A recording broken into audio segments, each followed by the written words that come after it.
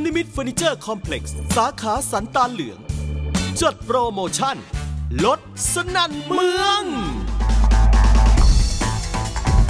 พรหมนิมิตเฟอร์นิเจอร์คอมเพล็กซ์สาขาสันตาเหลืองจัดโปรโมชั่นลดสนั่นเมืองสินค้านาทีทองหมดแล้วหมดเลย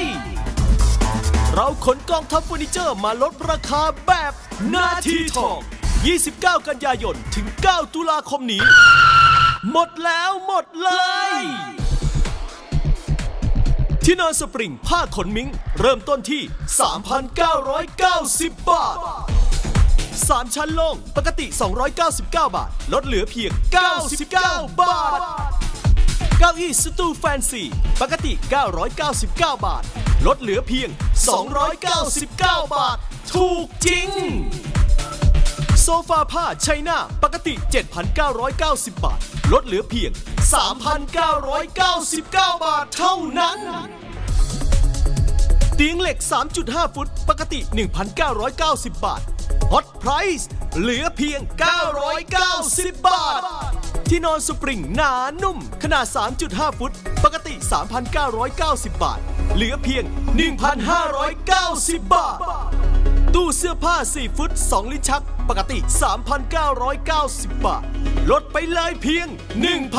1,990 บาทชั้นวางทีวีย่างหรูปกติ 2,990 บาทลดเหลือเพียง 990 บาทถูกจริงโซฟาหนังปรับนอนปกติ 3,990 บาทลดเหลือเพียง 1,990 บาทเท่านั้นชุดโต๊ะอาหาร 4 ที่นั่งปกติ 5,990 บาท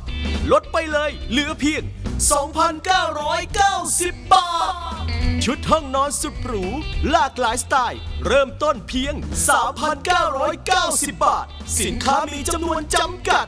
พร้อมกองทัพเฟอร์นิเจอร์อีกมากมายให้คุณได้เลือกช็อปอย่างจุใจช็อปตัวโชว์สินค้าตัวโชว์ลดต่ำกว่าทุนสูงสุดถึง 90%ลดสนั่นเมืองพรหมนิมิตเฟอร์นิเจอร์คอมเพล็กซ์สาขาสันตาเหลืองจัดโปรโมชั่นลดสนั่นเมือง